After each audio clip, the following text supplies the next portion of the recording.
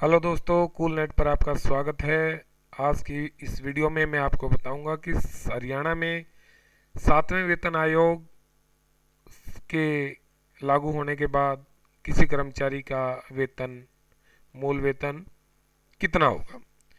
तो इसको समझते हैं एक उदाहरण के साथ। मान लीजिए कोई कर्मचारी 4200 ग्रेड पे में वेतन आयोग 6th पे कमीशन के आधार पर 1/1/2016 को 17,020 रुपये, जिसमें बेसिक पे और ग्रेड पे शामिल हैं, की सैलरी प्राप्त कर रहा है। इस पर डीए 21,275 रुपये, जो कि 125% था। एचआरए 10%, 1,702 रुपये, और मेडिकल अलाउंस 500 रुपये। तो टोटल सैलरी 17,020 के बेसिक पे के साथ 40,497 रुपये विड्रॉ हो रही थी 1/1/2016 को छठे वेतन आयोग में। तो देखिए फार्मूला जो दिया है 7th पे कमीशन ने, फिटमेंट फार्मूला, यूनिफॉर्म फार्मूला है ये। एक यूनिफॉर्म फैक्टर दिया है 2.57 का, उसके उसको मल्टीप्लाई करना है आपने अपनी बेसिक पे और ग्रेड पे के जोड़ को। बिल्कुल सिंपल। तो यहाँ बेसिक पे है 17,020 रुपये, इसको मल्टीप्लाई करते हैं, मल्टीप्लाइंग बाई 2.57, और हमें प्राप्त हुआ 43,741.4 रुपये। साथियों, 43,741.4 को पहले राउंड ऑफ करना होगा। तो राउंड ऑफ के बाद 43,741 रुपये, ये देखिए यहाँ। अब मेन बात कि 43,741 रुपये ही क्या आपकी बेसिक बनी? देखते हैं।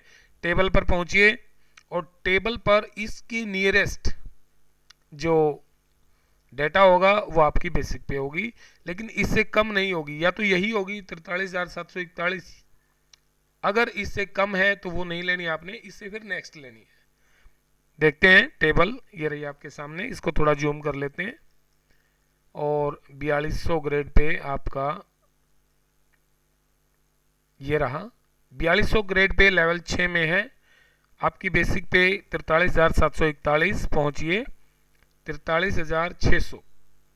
ये देखिए 43,600 कम है, क्योंकि हमें पहुंचना है 43,741 पर। तो इससे नेक्स्ट 44,900 रुपये बेसिक पे होगी, जो कर्मचारी 4200 ग्रेड पे में काम कर रहा है।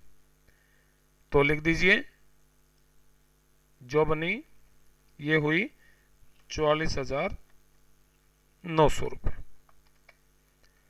तो साथियों, 44,900 रुपये बेसिक पे बनेगी जिस कर्मचारी की ग्रेड पे 4200 रुपये है और टोटल बेसिक पे छठे वेतन आयोग में 17,020 रुपये थी। आइए एक और उदाहरण देखते हैं।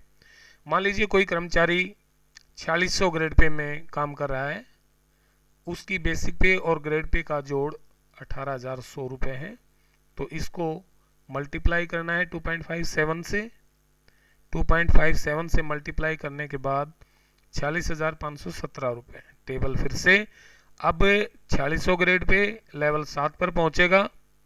लेवल 7 के नीचे 46,517 रुपये, जो कि राउंड ऑफ होने के बाद प्राप्त हुआ है। देखिए टेबल में 46,517, 4600 ग्रेड पे लेवल 7 और 46,500।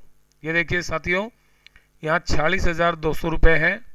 इसे ठीक नेक्स्ट लेना पड़ेगा, क्योंकि हमें पहुंचना है 46,517 पे। तो 47,600 रुपये इस कर्मचारी की सैलरी होगी।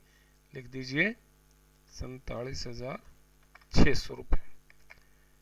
तो इस तरह से आप किसी भी कर्मचारी की जो बेसिक पे है 7वें वेतन आयोग में ज्ञात कर सकते हैं। मान लीजिए एक उदाहरण और देखते हैं कि एक कर्मचारी 4800 ग्रेड पे में काम कर रहा है, उसकी बेसिक पे 1/1/2016 को 22,830 रुपये। तो मल्टीप्लाई किया 22,830 को 2.57 से 58,673 रुपये प्राप्त हुआ। इसको राउंड ऑफ कर दिया 58,673। अब 58,673 आपने ढूंढना है 4800 के कोरस्पॉन्डिंग लेवल 8 में। तो टेबल लेवल 8 ये रहा, 4800 ये लेवल 8, और इसमें आपने ढूंढना 58,673। पहुंचिए 58,600, ये रहा 58,600। इसके बाद 673 पर पहुंचना आपने, तो इससे नेक्स्ट लेना पड़ेगा 60,400 रुपये। तो लिख दीजिए 60,400। तो ऐसा कर्मचारी जो 4800 ग्रेड पे में काम कर रहा है, 22,830 रुपये बेसिक पे और ग्रेड पे का जोड़ है, तो उसकी नई बेसिक पे 7वें वेतन आयोग के अनुसार 60,400 रुपये होगी। साथियों, एक छोटी सी और तब्दीली की है इसमें टेबल को अगर हम देखें कि 5200 ग्रेड पे को 5400 में विलय कर दिया गया है। इसका मतलब है कि 4800 ग्रेड पे के बाद सीधा 5400 होगा। पे बैंड 2 की बात है ये, पे बैंड 2 में। तो जो कर्मचारी 5200 ग्रेड पे में कार्य कर रहे थे, उनको ग्रेड पे अब 5400 के हिसाब से तो ये टेबल बनेगी उनकी। इसी प्रकार कई जो डायरेक्ट में आते हैं 6000 रुपये ग्रेड पे में, या जो प्रमोशन होके गए हैं, या फिर जिनको सेकंड और थर्ड एसीपी 6000 रुपये या 6400 रुपये का मिला था, तो उनका अब नया जो ग्रेड पे रहेगा वो 6600 के अनुसार होगा। 6600 रुपये जो कि पुराना ग्रेड पे था पे बैंड 3 में, इसमें शामिल कर दिया गया है। तो आप इसमें अपनी सैलरी देखेंगे। तो साथियों, उम्मीद करता हूँ कि आपको ये वीडियो पसंद आया होगा। अगर आपको वीडियो पसंद आया है तो सब्सक्राइब कीजिए और लाइक कीजिए